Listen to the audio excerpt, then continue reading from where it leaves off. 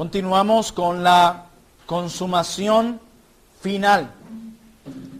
Es el tema que empezamos a desglosar desde la semana pasada. Hemos estado estudiando específicamente las últimas semanas el texto de Apocalipsis 20 del 1 al 10. ¿De qué se trata Apocalipsis 20 del 1 al 10? Bueno, describe el milenio. Es el texto conflictivo dentro de todas las posiciones escatológicas que existen sobre si Cristo viene antes del milenio, después del milenio, etcétera, etcétera. Todos esos conflictos exegéticos surgen de Apocalipsis 20 del 1 al 10, que es el pasaje que estamos desglosando. En clases anteriores hemos hablado de todas las posiciones escatológicas, hemos hablado de la estructura de las profecías, hemos hablado del tema central de las profecías, hemos hablado de los misterios del reino, hemos hablado de cuándo fue atado Satanás, cómo y con qué propósito. Hemos tocado muchos temas en casi 3 meses. Y seguimos allí en Apocalipsis 20 desglosando la idea del milenio. Y la clase sobre la confrontación final, Pastor Rubén y yo esperábamos terminarla hoy. Pero es un tema muy extenso y no quiero cargar sus mentes, quiero dejar sus mentes con claridad, que puedan entender las verdades sobre este tema. Por eso decidimos, voy a dar una parte hoy y el próximo miércoles el restante. Pues nos vamos a enfocar en un solo punto y vamos a verlo. Quiero que me acompañen, por favor, a Apocalipsis 20, 1 al 10. Yo lo tengo en pantalla, pero que eso no sea una limitante para usted buscarlo en su Biblia. De manera que si usted ve que hay algo que subrayar, hágalo. Si quiere tomar notas, hágala. Vamos a leer todo el texto para poder unirnos al contexto. Apocalipsis 20, del 1 al 10. Dice la palabra de Dios. Vi a un ángel, recuerde que tenemos a Juan el apóstol en la isla de Patmos, exiliado. Es allí él recibe esta revelación. La Biblia nos enseña que es la última revelación que hay en la Biblia. Ya no hay más revelación. Toda la revelación fue dada a los apóstoles. Y Juan, el último apóstol vivo en ese momento. Él recibe la última revelación. Traten de no distraerse. Yo sé que hay ruido en un salón pequeño, pero vamos a hacer un esfuerzo. Y los demás vamos a mantener cuidado. Entonces, ¿cuál es el punto aquí? Juan está exiliado. Él recibe la última revelación. El último de los apóstoles la recibe. Y comienza así, o hablando del capítulo 20 específicamente. Vi a un ángel que descendía del cielo, con la llave del abismo y una gran cadena en la mano. Recuerden que el libro de Apocalipsis, un libro con mucho simbolismo, que era común para los judíos el hablar con este simbolismo. Eso de repente para nosotros es extraño, pero para un judío era común hablar con este simbolismo. Dice el 2, y prendió al dragón, la serpiente antigua, que es el diablo y Satanás, y lo ató por 1000 años. Y lo arrojó al abismo y lo encerró y puso sus sellos sobre él para que no engañase más a las naciones hasta que fuesen cumplidos 1000 años, y después de esto debe ser desatado por un poco. Hermano, si usted puede subrayar eso, subráyelo para que entienda lo que vamos a hablar hoy. Por un poco de tiempo. Verso 4. Y vi tronos, está hablando Juan inspirado, y vi tronos y se sentaron sobre ellos los que recibieron facultad de juzgar, y vi las almas de los decapitados por causa del testimonio de Jesús y por la palabra de Dios. Por esto es que le digo que vean su Biblia, porque a veces me olvida que lo tengo ahí. Y vi tronos y se sentaron sobre ellos los que recibieron facultad de juzgar, y vi las almas de los decapitados por causa del testimonio de Jesús y por la palabra de Dios. Aquí no dice la razón por la que estos fueron decapitados. Dice, los que no habían adorado a la bestia ni a su imagen, y que no recibieron la marca en sus frentes ni en sus manos. Esto se explicó un poco la semana pasada. Y vivieron y reinaron con Cristo 1000 años. Verso 5. Pero los otros muertos no volvieron a vivir hasta que se cumplieron 1000 años. Esta es la primera resurrección. Bienaventurado y santo el que tiene parte en la primera resurrección. La segunda muerte no tiene potestad sobre esto, sino que serán sacerdotes de Dios y de Cristo, y reinarán con él 1000 años. Aquí entra la porción que vamos a ver a partir de hoy. Verso 7. Cuando los 1000 años se cumplan, a mí me encantan dentro de todo el simbolismo, los detalles aquí. Cuando los 1000 años se cumplan, Satanás será suelto de su prisión y saldrá a engañar a las naciones que están en los 4 ángulos de la tierra, a Gog y a Magog, a fin de reunirlos para la batalla, el número de los cuales es como la arena del mar. Sigue diciendo en el 9. Y subieron sobre la anchura de la tierra. ¿Quién? Satanás, junto con este grupo de las naciones. Y rodearon el campamento de los santos y la ciudad amada, la iglesia. Y de Dios descendió fuego del cielo y los consumió. Él sale, intenta hacer algo, inmediatamente dice que Satanás desciende y los consumió. Y el diablo que los engañaba, ¿a quién engañaba? Así es, recuerden de ver los detalles de la lectura. Y el diablo que los engañaba fue lanzado en el lago de fuego y azufre, donde estaban la bestia y el falso profeta, y serán atormentados día y noche por los siglos de los siglos. Hemos dicho en este curso que hoy día, cuando la gente va a estudiar algo de escatología, de los eventos de los últimos tiempos, lo que despierta esto es esa curiosidad por el futuro. ¿Y cuándo llega el fin? ¿Y vamos a pasar o no por la tribulación? ¿Cómo será? Y resulta que el tema central, como hemos visto de la profecía, no es el 666, no es el diablo, no es el Armagedón, no es el chip si hay alguno. Es Cristo. Él es el centro de la profecía. ¿Quién es el que viene? ¿A quién es el que esperamos? Todas las profecías tratan de Él. De hecho, el Apocalipsis comienza revelación de Jesucristo. Él debe ser el centro. Y esta porción de Apocalipsis 20 que vamos a leer describe la confrontación final que se llevará a cabo al final de esta era evangélica entre Satanás y sus huestes malignas contra la iglesia de Cristo y el Señor mismo. Este texto que estamos viendo del 7 al 10, o específicamente el 7 al 10, hablan de la confrontación final, o desde el 4 vemos una idea allí. ¿Qué confrontación final? Donde Satanás de una vez por todas con sus huestes será destruido. A eso nos referimos con la confrontación final. Y vamos a ver esta clase de hoy considerando 3 encabezados. No vamos a ver más. Y cuando me refiero, los 3 encabezados están unidos a los versículos 7 al 10. Estos 3 encabezados son parte del 7 al 10. Estos serán, pueden tomar nota de ellos. El primer encabezado es el engaño a las naciones, que lo vemos a partir del verso 7, ¿cierto? La liberación de los santos, que están allí en los versículos en adelante. Y el juicio de Satanás, que están en los últimos versículos, específicamente el 9 y 10. Son los 3 encabezados. ¿A qué porciones de Apocalipsis 20 pertenecen estos 3 encabezados? De los versículos 7 al 10. Muy bien, niños. ¿Qué vamos a hacer hoy? Hoy vamos a ver uno solo, por cuestiones de tiempo.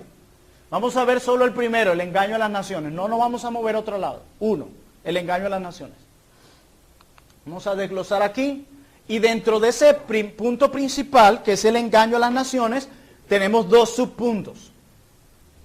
Que es cuando toma lugar este evento. ¿Cuál evento? El engaño a las naciones. ¿Quién engañará a las naciones? Esas son las 2 preguntas que vamos a responder. ¿Cuándo toma lugar este evento? ¿Y quién engañará a las naciones? Eso es lo único que vamos a hacer esta noche. No vamos a centrar ahí. Y quiero que tengan en cuenta esto porque toda la idea que vamos a poner hoy va a girar en torno a esta pregunta. El engaño a las naciones. ¿Cuándo tomó lugar el engaño a las naciones? ¿Y quién engañará a las naciones? Muy bien. Para entender esto vamos a ir al versículo que vamos a desarrollar. Estos versículos están en Apocalipsis 1 al 10, pero vamos a leer únicamente del 7 hasta el 9, que son los que competen a nuestro tema de esta noche. Cuando los 1000 años se cumplan, ¿se acuerdan cuando vimos los versículos 1 al 3? Que iba a ser atado por 1000 años. ¿Esos 1000 años cómo son? Simbólicos. Nos muestra que hay un tiempo largo pero definido, o sea, tienen su final, así es. así es limitado, tiene su final. No es literal, como hablamos, si lo anterior todo es simbólico, esto también debería ser simbólico. Ok, cuando los 1000 años se cumplan, dice el texto, Satanás será suelto de su prisión y saldrá a engañar a las naciones. ¿Con qué propósito fue atado Satanás? Ok, muy bien. Y saldrá a engañar a las naciones que están en los 4 ángulos de la tierra, a Gog y a Magog, a fin de reunirlos para la batalla, el número de los cuales es como la arena del mar, y subieron sobre la anchura de la tierra y rodearon el campamento de los santos y la ciudad amada. Vamos a ver nuestra primera pregunta. ¿Cuándo toma lugar este evento? ¿Cuál evento? El engañar a las naciones. Según la palabra de Dios, y como veremos en el desarrollo de nuestra clase, este evento toma lugar al final del periodo descrito simbólicamente en el texto como 1000 años.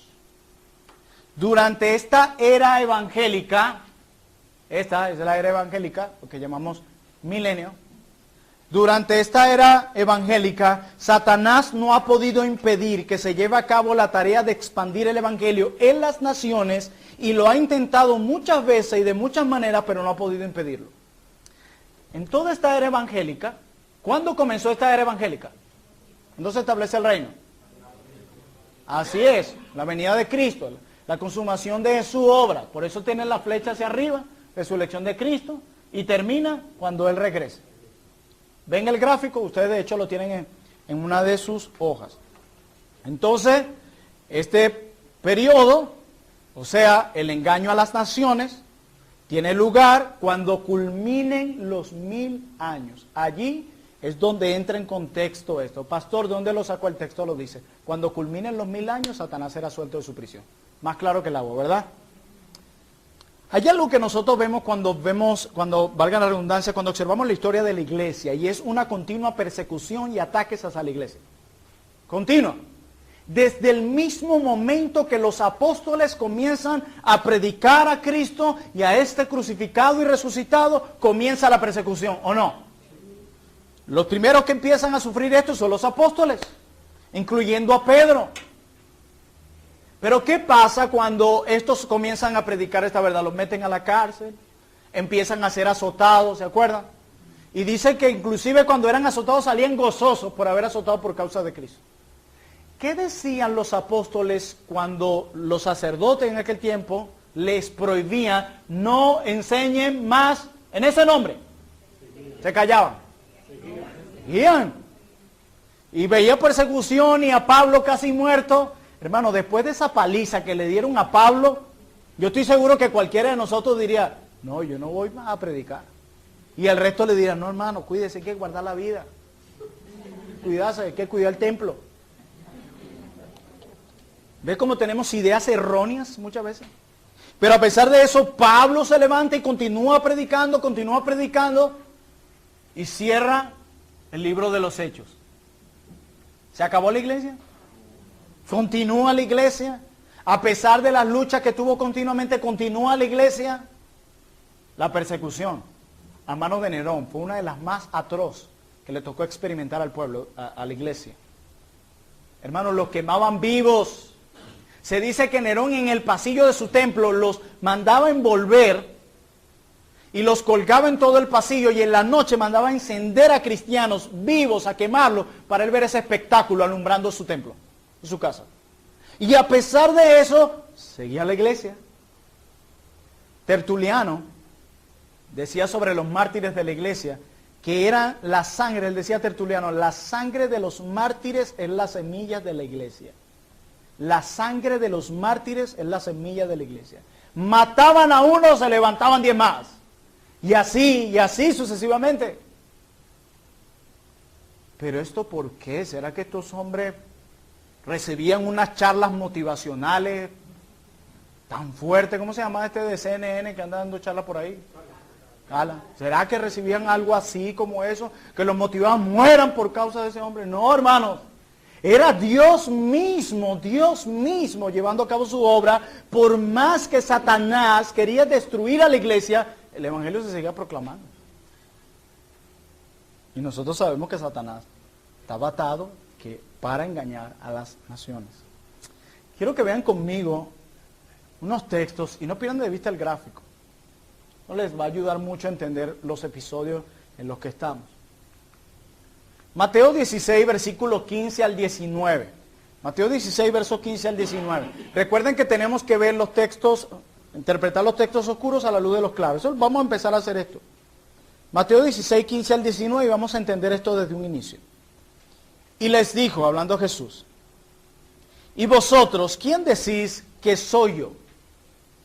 Respondiendo Simón Pedro, dijo, tú eres el Cristo, el Hijo del Dios viviente. Hermano, vaya qué declaración. Entonces le respondió Jesús, bienaventurado eres Simón, hijo de Jonás, porque no te lo reveló carne ni sangre, sino mi Padre que está en los cielos.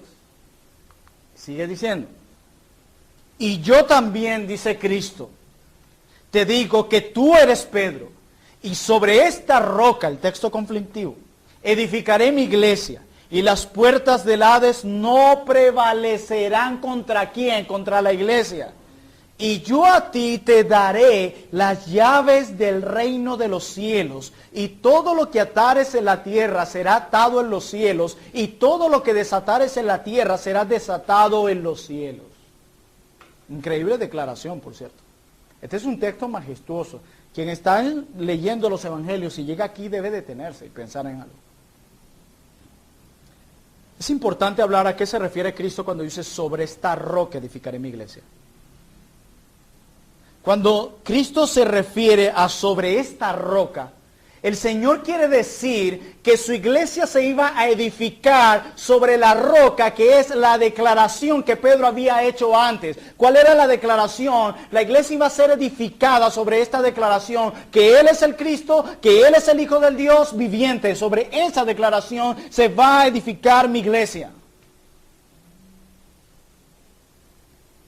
Y luego Cristo le dice, Pedro, yo te voy a dar las llaves del reino.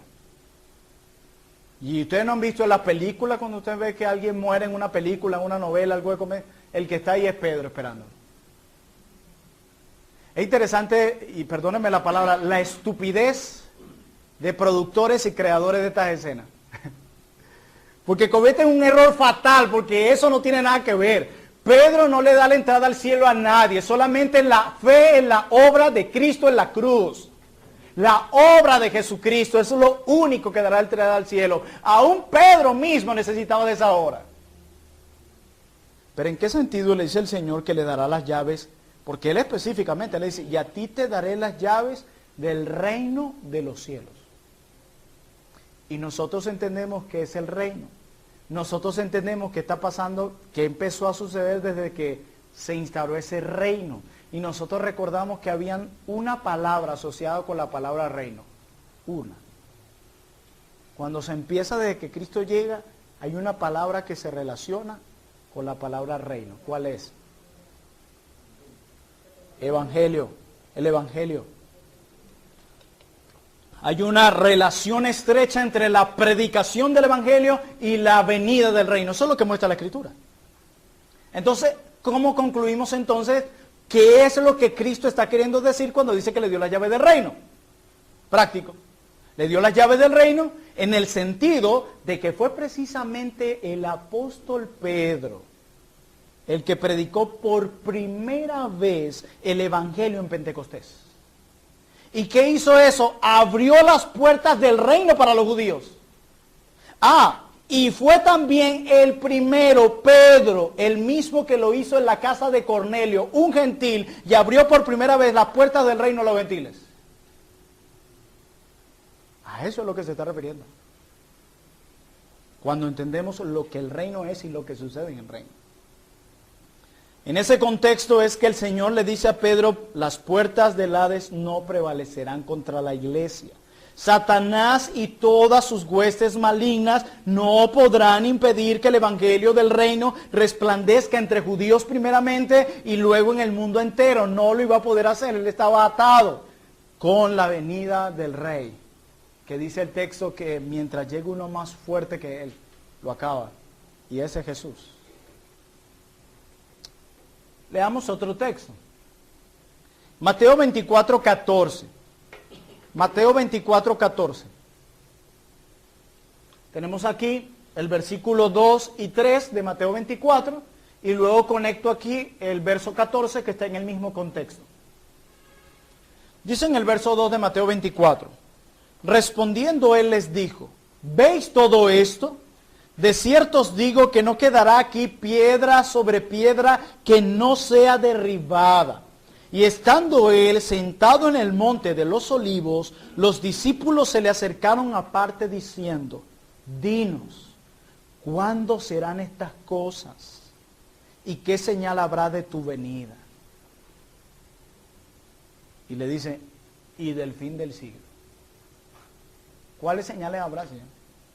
Y cuando ustedes ven el contexto, el Señor responde en el 14, y será predicado este evangelio del reino en todo el mundo para testimonio a todas las naciones, no solo Israel, y entonces, cuando el evangelio sea predicado a todas las naciones, allí vendrá el fin.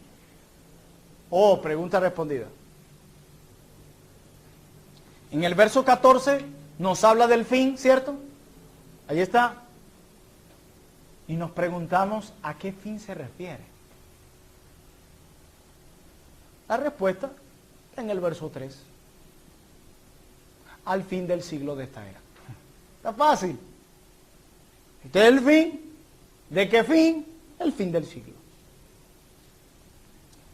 En este pasaje que acabamos de leer, recuerdan que el Señor Jesús ha dicho, van a ver cómo no quedará aquí piedra sobre piedra que no sea derribada. Si ustedes ven el contexto, el Señor está hablando en un principio sobre la destrucción de Jerusalén que ocurrió en el año 70 después de Cristo. Si ustedes lo analizan. También está hablando sobre su venida y sobre el fin de esta era. También. Este sermón del Monte de los Olivos trata de responder a preguntas. ¿Cuáles preguntas? ¿Cuándo serán estas cosas? ¿Y qué señal habrá de tu venida y del fin del siglo? La palabra aion, ¿se acuerdan? Como si estuviera diciendo el fin del milenio. El Señor nos dice aquí que a pesar de que habrá mucha persecución porque la va a haber, a pesar de eso, se podrá llevar el evangelio del reino a todas las naciones. A pesar de. Y la historia de la iglesia lo comprueba. Así es. ¿Y qué va a pasar? Satanás no va a poder impedirlo hasta que se ha llevado el mensaje a todas las naciones y solo en ese momento vendrá el fin. Cuando ya el evangelio se ha predicado a todas las naciones y todos los escogidos vengan al arrepentimiento, allí vendrá el fin. Es allí, según Apocalipsis, que luego de eso Satanás será desatado y suelto de su prisión. El texto es claro. Miren esto, vamos a otro texto. Mateo 28, 18. Mateo 28, 18. Dice, y Jesús se acercó y les habló diciendo, toda potestad me es dada en el cielo y en la tierra. Por tanto, id y haced discípulos a todas las naciones, bautizándolos en el nombre del Padre y del Hijo y del Espíritu Santo, e enseñándoles que guarden todas las cosas, evangelismo y discipulado, siempre van tomando la mano, enseñándoles que guarden todas las cosas que os he mandado, y aquí yo estoy con vosotros todos los días hasta el fin del mundo, amén. Dice Cristo, luego, conectándolo con el texto que leímos, luego que este evangelio se ha predicado a todas las naciones, allí vendrá el fin del mundo.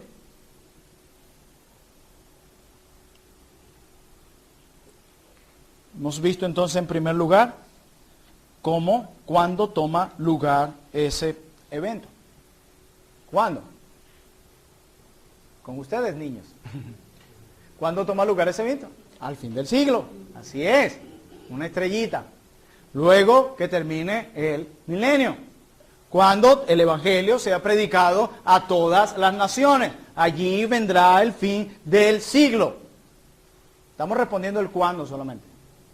El cuándo. ¿Cuándo? Cuando termine el fin del siglo.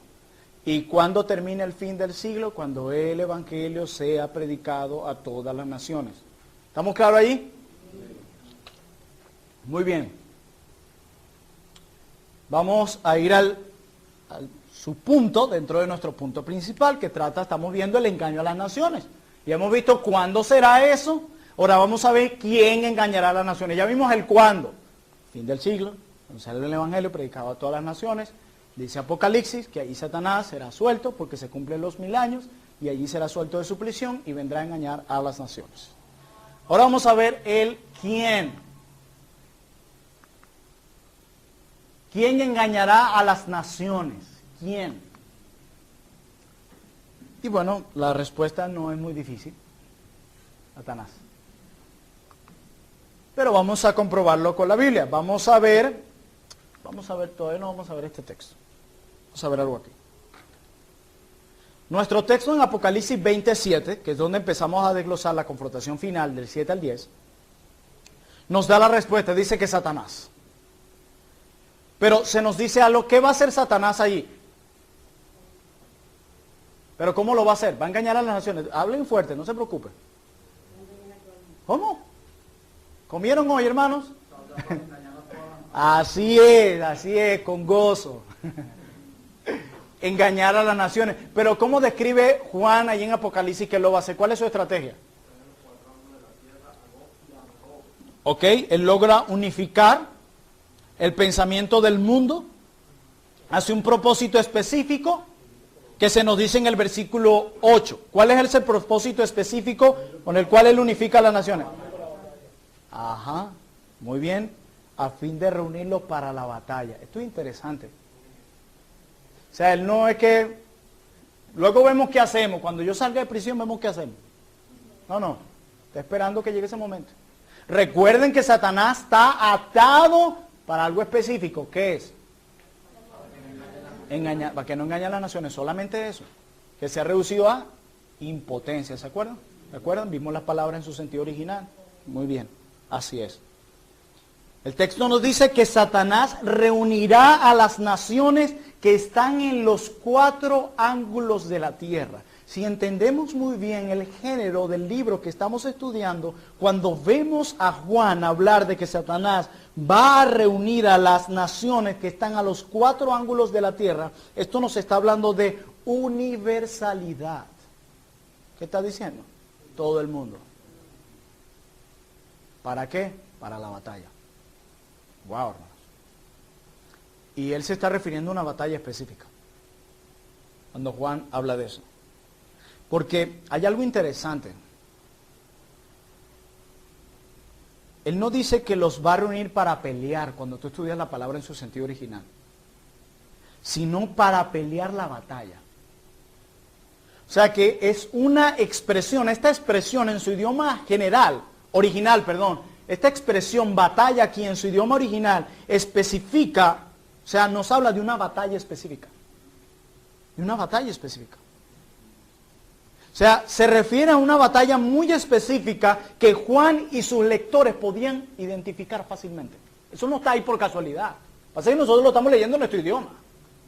Pero la palabra allí, que es la palabra como topolemos, algo así. Esa palabra allí, cuando se pronuncia en su sentido original, los lectores inmediatamente decían, oh, se refiere a esa batalla. Ellos entendieron perfectamente a qué se refería.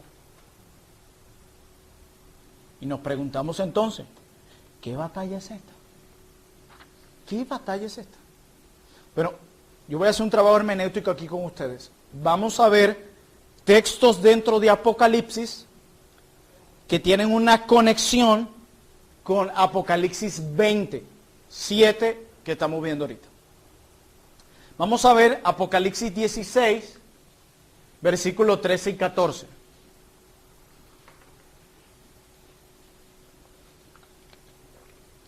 Y yo les voy a hacer preguntas. Yo creo que vean la conexión. Yo creo que empecemos a ver la conexión entre lo que leímos en Apocalipsis 27 y estos pasajes. Vamos a ver las conexiones.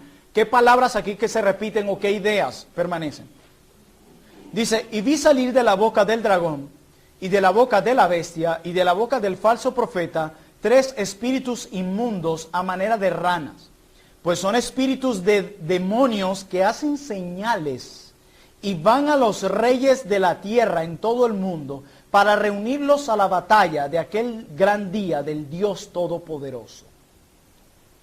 Hay expresiones que se usan aquí, que se usan en Apocalipsis 20. Bueno, lo subrayé, un error, pero bueno. Háganse lo que no vieron. Sean honestos. ¿Cuáles son los 2 elementos que se repiten de Apocalipsis 20? A ver. ¿Cuáles? Ajá, reunirnos para la batalla es uno. ¿Y cuál más? No. Reunirnos para la batalla que antes lo digo. A los reyes de todo el mundo. Exacto, tenemos a los reyes de la tierra en todo el mundo y la batalla. Esos 2 elementos están ahí. Juan está demostrando luz en su conexión. Vamos a ver otro pasaje. Ojalá no lo haya subrayado. Sí. Apocalipsis 19. Ay, sí, como buen maestro. Se ve que no lo quería ayudar hoy casi. Dice Apocalipsis 19. Y vi a la bestia, a los reyes de la tierra y a sus ejércitos, reunidos para guerrear contra el que montaba el caballo y contra su ejército. ¿Qué ideas en ese versículo se unen? Los reyes de la tierra y sus ejércitos, ¿y cuál más? Reunidos para guerrear. Lo llama pastor, batalla, lo que se dice allá. Hay algo interesante, que en el original griego, hermanos, esto es interesante. La palabra guerrear es la misma palabra que se usa en Apocalipsis 27. Topolemos, la misma que aparece en Apocalipsis 20 y se refiere a la batalla del Armagedón. La misma palabra, la misma. Vamos a ver otro texto. Vean las conexiones. Apocalipsis 17, 13 al 14. Aquí no fue tanto, aquí estaba más complicado. Apocalipsis 17, 13 y 14 dice, estos tienen un mismo propósito y entregarán su poder y su autoridad a la bestia. Miren esto. Pelearán contra el Cordero y el Cordero los vencerá. Porque Él es Señor de señores y Rey de reyes y los que están con Él son llamados y elegidos y fieles. ¿A qué se les parecen estas 3 palabras?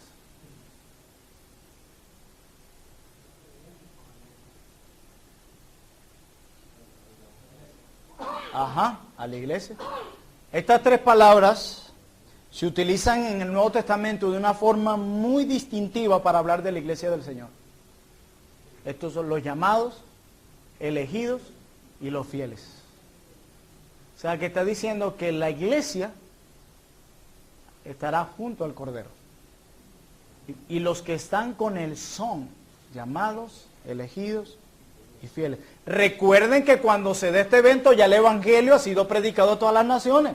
Recuerden que ya todos los escogidos han venido al arrepentimiento. No hay lugar para otro evento aquí. Dice, luego que se predique el Evangelio en todas las naciones, sus escogidos ven al arrepentimiento, viene el fin. ¿Fin de qué? Del milenio.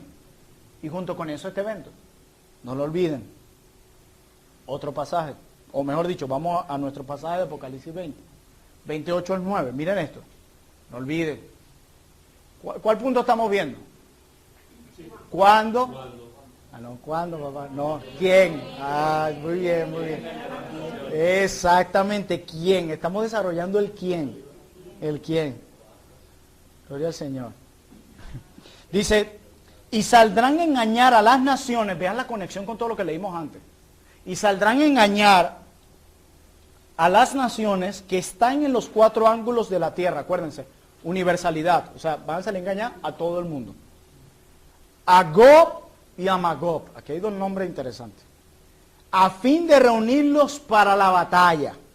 El número de los cuales es como la arena del mar. O sea, los que se vienen en contra son muchísimos. Dice, y subieron sobre la anchura de la tierra y rodearon el campamento de los santos y la ciudad amada, la iglesia. Y de Dios descendió fuego del cielo y los consumió. Wow. O sea, es como que empieza la batalla Y el Señor la detiene, Él, porque la detiene es el Señor. Él desciende, dice, con fuego del cielo y los consumió. O sea, ¿por cuánto tiempo dice Apocalipsis? Le dije al principio, ¿se acuerdan? ¿Por cuánto tiempo especifica Juan que será esa batalla? Poco tiempo. Poco tiempo. O sea, que este evento eso fue acortado por el Señor. Todos estos textos hablan de una confrontación final. Este será el fin de Satanás de una vez por todas y sus huestes. Confrontación final de las naciones que han sido movidas por Satanás y sus agentes contra Jesucristo, pero también contra el pueblo de Dios. No solamente estas huestes y Satanás se oponen a Jesucristo, se oponen también al pueblo de Dios. Y dice, subieron sobre la anchura de la tierra y rodearon el campamento de los santos y la ciudad amada. No solamente es contra Dios, es contra la iglesia. Y de Dios descendió fuego del cielo y los consumió. Aquí se describe el ataque final de las fuerzas anticristianas contra la iglesia, la cual ha sido atacada a lo largo de los siglos, y a medida que nos acercamos al final de esa era evangélica, ¿se acuerdan del gráfico? A medida que nos acercamos al final de esa era evangélica, debemos esperar que esas hostilidades se irán acrecentando. Satanás sabe que le queda poco tiempo. Hay un texto que lo expone algo así. Que él anda más enfurecido porque sabe que le queda poco tiempo. A medida que se acerque el fin, él sabe lo que le espera. A medida que se acerque, esa hostilidad contra la iglesia será más fuerte. Más fuerte. Más fuerte. Por esa razón que al momento que él sale de prisión, convoca a las naciones de todo el mundo a destruir a la iglesia. Pero mira lo que vemos en nuestro pasaje. Vemos algo diferente aquí. Todas las naciones al unísono de los 4 ángulos de la tierra, con un mismo propósito, que es el exterminio total de la iglesia de Cristo, todos juntos. A que no solo Satanás se opone, sino estas naciones también van a hacerlo. Juan nos dice que el número de ellos es como la arena del mar. Hermano, agarra un puñado de arena un poco, intenta contarlo. Y obviamente Juan está tratando de ilustrarlo para mostrarnos la gran cantidad que serán en contra de la iglesia. Mire, la iglesia ha recibido ataques a lo largo de los siglos, ¿cierto? De muchas maneras. Pero nunca antes la iglesia ha tenido que enfrentar una hostilidad semejante a esta. Todas las naciones en la batalla, con Satanás al frente, dispuestas a destruir a la iglesia al mismo tiempo. Nunca la iglesia ha tenido que enfrentar una hostilidad semejante. Y en el verso 8 se nos mencionan 2 nombres específicos: Gog y Magog. Pero el mismo texto, allí cuando menciona Gog y a Magog, se nos habla de los 4 ángulos de la tierra. Así que no es de una nación específica que se nos está hablando aquí, como vimos en Apocalipsis 16:14 y en el 19:19. Y la pregunta es, ¿por qué se mencionan aquí Gog y Magog? Eso no está ahí por casualidad, ¿verdad? No fue que, Juan, voy a mencionar algo. No. Tan pronto veamos quiénes son Gog y Magog, veremos la relación tan estrecha, escúchame, estrecha, que existe entre la derrota que sufrirán las naciones en aquella confrontación final con la derrota sufrida por Gog y Magog. Yo no traje el texto aquí, se lo dejo de tarea. Cuando lleguen a su casa, lean Ezequiel 38 completo. Léanlo. Si alguno en su plan de lectura alguna vez han pasado por ahí, saben de qué me estoy refiriendo. Ezequiel 38 y 39. En aquel tiempo, los tiempos de Ezequiel, que se escribe esa declaración, en Ezequiel 38 y 39, dos naciones del pasado son descritas allí en Ezequiel 38 y 39. Y esas naciones son Gog y Magog. De hecho, es la otra vez que estas naciones se mencionan. ¿Y qué pasó en aquel momento cuando Ezequiel menciona estas naciones? Y así podremos entender qué tiene que ver con que Juan las menciona acá. Que también en ese momento esas dos naciones se enfrentaron contra el pueblo de Dios en el Antiguo Pacto. Esas dos.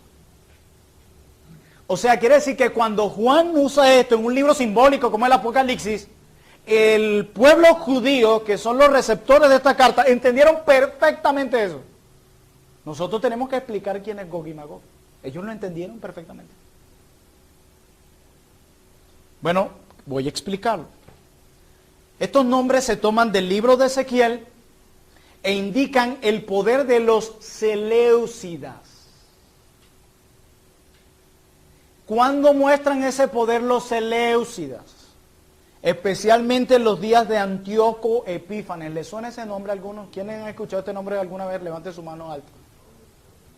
En alto. No lo veo. Lo que pasa es que tienen personas más altas que ustedes adelante y no lo ven. Nosotros lo vimos hace años, ¿se acuerdan cuando estudiamos aquel material entre dos testamentos? Que es lo que se le llama los 400 años de silencio entre Malaquías y Mateo, que describe lo que sucedió allí. Es allí donde aparece este personaje, nacido Antíoco Epífanes, algunos le llaman el anticristo. Se dice que hizo cosas tan aberrantes que entraba al templo de Jerusalén y sacrificaba cerdos. Ustedes se podrán imaginar que era eso para un judío, que dentro del templo se sacrificara cerdo, el animal más inmundo para ellos. Este hombre era un perverso. Por eso le digo, estos dos nombres, Gog y Magog, se toman del libro de Ezequiel e indican el poder de los Seleucidas, especialmente en los días de Antíoco Epífanes, el cruel enemigo de los judíos y el peor enemigo de los judíos que han tenido a lo largo de su historia hasta la llegada de Adolfo Hitler. No había aparecido otro tan cruel después de Antíoco Epífanes, Hitler. Este fue un rey perverso que gobernó a los sirios en los días de los macabeos. 1 siglo y medio antes del nacimiento del Señor. Y esto es interesante. Muy interesante. Gog, Magog, tienen una relación con el poder de los Seleucidas, que hicieron de las suyas en los días de Antíoco Epífanes, justamente antes de la primera venida de Cristo. Y Juan nos menciona a Gog y a Magog en un evento que ocurrirá en la segunda venida de Cristo. ¿Será que esto fue improvisado? Los judíos tuvieron que enfrentar en aquel momento a los sirios al mando de Antíoco en ese tiempo, y es precisamente de eso que habla Ezequiel en su profecía. Podemos leer esta historia en los dos libros no inspirados de los macabeos. Son dos libros no inspirados, pero que a nivel o por material histórico nos pueden ayudar mucho. De hecho, yo lo voy a citar ahora. El centro de su reino, el de Antíoco, estaba en el norte de Siria. Seleuco, uno de los generales de cuando se dividió el imperio de Alejandro el Grande, estableció su residencia en la ciudad de Antioquía, en el río Orontes, hacia el oriente. Fíjense dónde estaba uno, dónde estaba el otro.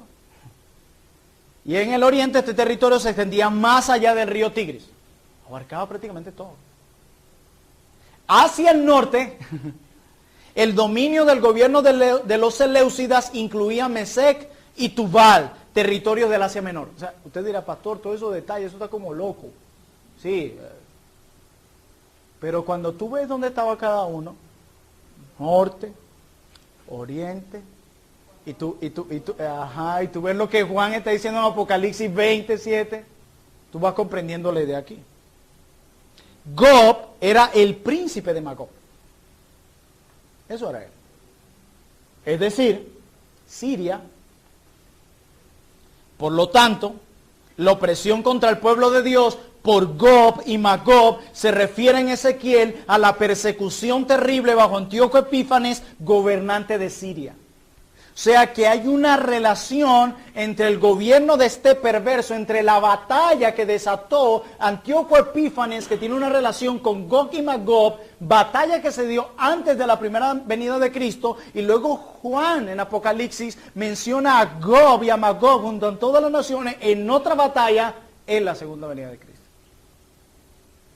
Hay una enorme similitud entre ese evento y el que ocurrirá al final de esta era evangélica. Por lo cual, en el libro del Apocalipsis, se utiliza como símbolo ese periodo de aflicción y miseria que sufrió Israel en los días de los Macabeos, símbolo del ataque final de Satanás y sus hordas contra la iglesia. Los judíos se entendieron muy bien cuando él lo dijo, oh,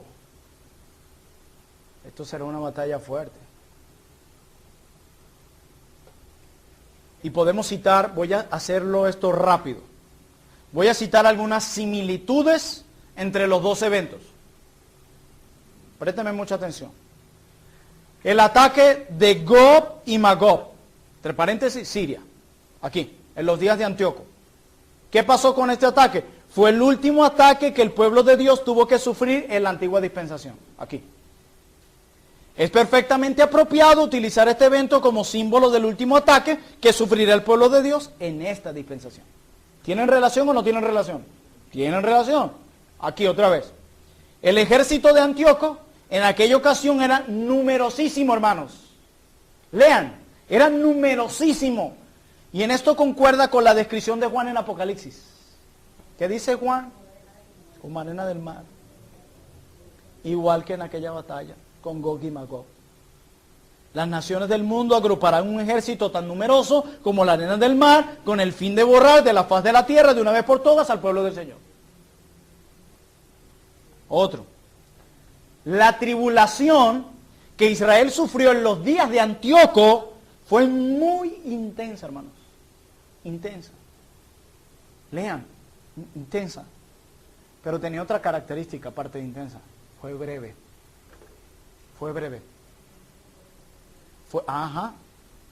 Así también será la confrontación final, como lo podemos ver en el verso 3 de Apocalipsis 20. Y lo arrojó al abismo, y lo encerró, y puso su sello sobre él, para que no engañase más a las naciones, hasta que fuesen cumplidos 1000 años, y después de esto debe ser desatado por un poco de tiempo. Pastor, ¿cómo podemos constatar eso con otro pasaje? Bueno, Mateo 13, 20, un pasaje muy conocido. Y si el Señor no hubiese acortado aquellos días, refiriéndose a aquellos, nadie sería salvo, más por causa de los escogidos que Él escogió. ¿Se acuerdan? ¿Quiénes eran los que estaban? ¿Cómo se les llamaba a los que estaban con el Cordero ahí? Elegidos, llamados y fieles. Mas por causa de los escogidos que Él escogió, acortó aquellos días.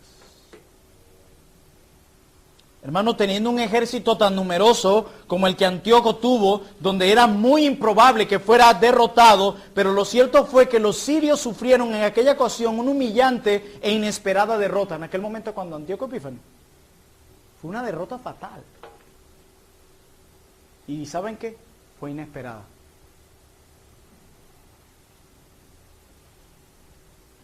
Fue inesperada. Asimismo, será la última batalla de Apocalipsis 20. He aquí el relato de Segunda de Macabeo sobre el terrible final de Antíoco Epífanes.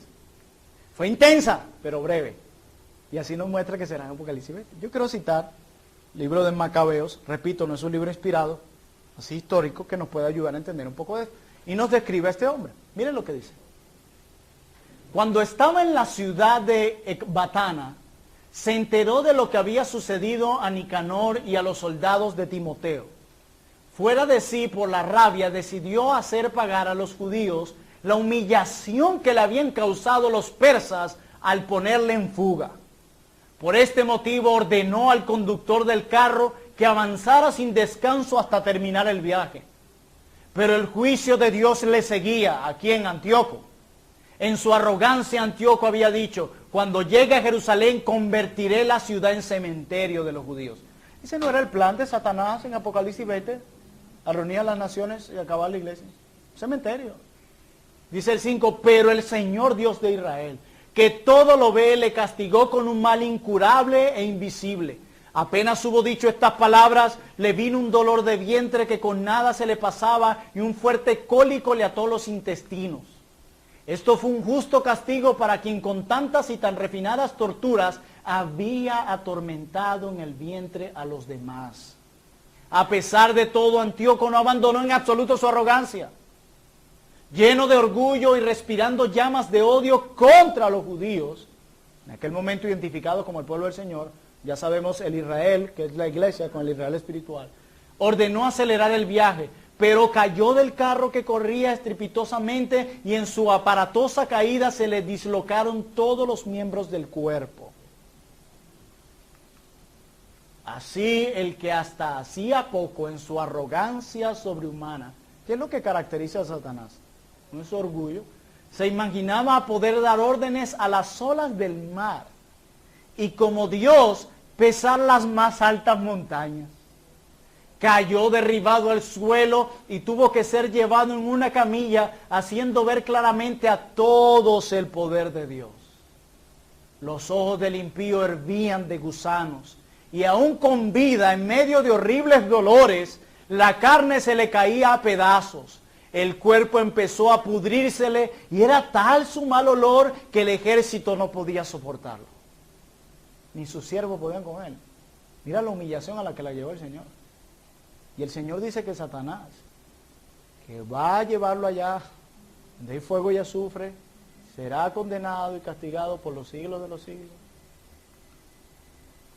Tan inaguantable era la hediondez que nadie podía transportar al que poco antes pensaba poder alcanzar los astros del cielo. Eso es lo que pensaba Satanás cuando reunió las naciones, vamos a destruir la iglesia. Enseguida el Señor por poco tiempo lo destruyó. 11. Entonces, todo malherido, bajo el castigo divino. ¿Quién fue el que detuvo allá la guerra en Apocalipsis 20? Dios. Por el castigo divino que por momentos se hacía más doloroso, comenzó a moderar su enorme arrogancia y a entrar en razón. Y como ni él mismo podía soportar su propio mal olor, exclamó: es justo someterse a Dios y siendo mortal, no pretender ser igual a él. 13. Entonces este criminal, si algún cristiano dijera algo así de alguien hoy, no tiene amor. Entonces este criminal empezó a suplicar al Señor, pero Dios ya no tendría misericordia de él. Lo mismo que con Satanás. Algunos una vez me preguntaron, ¿y si Satanás se arrepiente?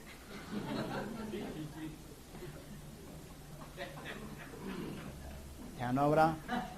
Dice el 14, poco antes quería ir a toda prisa a la ciudad santa. Oye, te está muriendo, man. Para arrasarla. Brother. Miren eso. Ese hombre era perverso. Perverso. Se le quebraron todos los músculos. Está todo vuelto nada. Y dice que todavía quería ir a la ciudad santa para arrasarla. Y dejarla convertida en cementerio. Y ahora prometía a Dios declararla libre. ¿Ven las conexiones? Así cuando vemos Apocalipsis 20 podemos pensar qué otro evento vivió este pueblo que les podía ayudar a entender lo que Juan estaba diciendo. Estos judíos que tenían la costumbre de proclamar a sus generaciones, las siguientes generaciones, lo que Dios había hecho en su pueblo, muchos sabían por medio de la tradición. Gob, Magob, Seleucida, Antíoco, batalla. Esto va a ser horrible. Y por eso Juan añade, pero por poco tiempo y descendió el Señor y los consumió. Me imagino a los hermanos allí en Patmos, ¡guau! Por poco tiempo. Como dice Mateo. ¿Cuándo engañará a las naciones? Al fin del siglo, cuando el Evangelio sea predicado a todas las naciones. ¿Quién lo hará? Satanás, quien reunirá a todas las naciones con el fin de destruir a la iglesia. Pero los escogidos serán liberados y el condenado. Pero eso lo vamos a ver el próximo miércoles. 2 aplicaciones prácticas que quiero dejar en sus mentes para culminar. Una, todo esto nos enseña que debemos ser realistas. Este siglo es el siglo misionero del reino de Dios. Y es por eso que debemos dar todo lo que esté a nuestro alcance para realizar esta obra sobrenatural a través de nuestras oraciones, nuestras ofrendas, predicaciones y testimonio al mundo, o que seamos nosotros mismos los que tengamos que darnos por completo a la obra misionera. Están quienes van a las misiones y están quienes envían a las misiones. ¿Quién vas a ser tú? Tú puedes ser el que va o puedes ser el que ayuda a otros para que vayan. A veces hay un caos con las misiones y es porque la iglesia del Señor tiene muy poco ese espíritu misionero. De que hombres y mujeres vayan, prediquen el evangelio a otras naciones, que se planten iglesias en todo lugar. Y es allí donde la iglesia, si está el que no va, ayuda a que otros vayan. Apoya las misiones. La iglesia reformada debe volver a esta realidad si entendemos que estamos en la era evangélica. Que Él vendrá cuando el evangelio sea predicado a todas las naciones. Pero Él vendrá. Y ni siquiera la pereza de muchos va a detener que ese evangelio sea predicado en todas las naciones. Ni siquiera los falsos cristianos va a detener que ese evangelio sea predicado. Ni siquiera la persecución va a acabar con eso. Ni siquiera la oposición, ni siquiera la crisis que pueda experimentar una iglesia en esa nación, ni siquiera eso. Alguien me decía en estos días que veía la foto de la iglesia, aquí no estamos pendientes de hacer un conteo, si son 20, si son 100. Dele eso al Señor. Pero hay algo por lo que debemos dar gracias y es por lo que el Señor añade. Y es increíble que en los tiempos más crudos de nuestro país, el Señor añadió mucho a la iglesia. Mi papá, quienes les manda muchos saludos, me decía en estos días, hijo, y la iglesia ha crecido. Me decía, porque a mí me da temor de que en medio de la situación todo el mundo se vaya a ir y la iglesia quede sola. Es que la iglesia no depende de nosotros. De aquí se han ido 1 y llegan 4. Algunos piensan, y si me voy la iglesia se acaba. El caso depende de ti. Gracias a Dios que no, porque ya se hubiese acabado. Algunos se fueron y dijeron, más gente. Sí, porque el Señor añade. Y si la disminuye, se va a seguir fortaleciendo. Porque no es el número lo que la determina, es Dios obrando allí. Hermanos míos, el Señor ponga en nosotros un deseo de predicarle el evangelio. Yo a veces siento que hay mucha apatía en eso, hermano. Mire, podemos hacer un escrito de 1000 palabras sobre política, pero no podemos ser capaces de dirigirnos a predicar el evangelio, ¿sabe algo? Porque nos da pena. Nos llena más de orgullo que digan, que llegue alguien que diga, este que tú ves aquí, usted sabe de política. Pero nos da pena llegar a un lugar y diga, mira, él es evangélico. Que se enteren, y para ser más espiritual, que se enteren por mi testimonio. Nos llena más de orgullo que nos digan otras cosas. Ah, él es esto. Ah, pero, mira, que te digan allá, ¡hey! Que pase por acá el hombre que sabe más de política, de dinero, más adinerado, pudiente, humilde, ayudador. Ah, con la carita. No es necesario. Diga, ¡hey, evangélico! Es la falta de respeto. ¿Por qué te dirían así? No, no es falta de respeto, es que te da pena. Lo mismo que vayamos en la camioneta y escuchamos que la gente blasfema el nombre del Señor. Y estamos allí, un cristiano. Pero ay, y yo voy a orar, Señor, ten misericordia de él. Predica a Cristo. Mira, ruega al Señor, da gracias al Señor, que el Señor no nos pide cada semana. ¿Cuánto le predicaste hoy? Como en muchas iglesias. ¿Cuánto hoy? ¿Cuánto hoy? Como si fuera un club social. ¿Cuánto? No, la Biblia dice que el Señor era el que añadía a su iglesia. Pero la iglesia predicaba el evangelio. Si el Señor nos pidiera ese reporte, hermano. Semanal no, semanal mucho. Mensual. no, me pasé. Trimestral. Semestral. Que llegue diciembre y nos pida. No, ¿cuántos? Porque ahí dice, ¿cuántos se convirtieron por tu predicación? Pero acaso yo soy el que convierto a la persona, no es el Señor el que salva. Mi labor es entregar el mensaje. El resto le toca al Señor. Pero, hermano, si nos pasaran factura. Y nosotros, yo soy amilenial. ¿Qué entiende? Estamos en la era evangélica, la era misionera. ¿Y qué tanto predica? Me da pena. ¿Y qué tanto ayuda a las misiones? No, en mi iglesia no hay ayuda a las misiones. ¿Y hay alguien que ha ido a ayudar a alguna iglesia? No, tampoco. ¿Cómo? No concuerda esto. Nosotros deberíamos entender esta realidad, nueva aplicación, si entendemos eso. Pero una segunda aplicación y última. Esta enseñanza nos mueve a identificarnos. ¿Por qué? La iglesia de Cristo es descrita en nuestro texto como un campamento, como una ciudad, ¿se acuerdan? Cuando dice que van a la ciudad, a arremeter a la ciudad y al campamento. Y cuando los impíos decidan exterminar aquella ciudad, ellos podrán identificar ese campamento. Esto significa que todos aquellos que pertenecen a ese campamento son fácilmente identificables. Si eres cristiano, que se te note. Nada. Que tú tengas temor que si sale en la noticia y dice, vamos a matar cristianos a partir de hoy. Ay, menos mal que aquí nadie en el edificio sabe que yo soy cristiano. Mal que los domingos cuando yo salgo temprano todo el mundo está durmiendo. Para acá no van a venir. Y yo en Facebook no publico nada.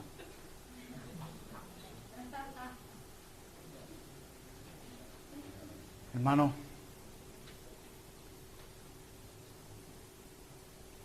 si se desatara algo así, realmente te identificaría. O el que te iría a buscar dudar, yo creo que sí.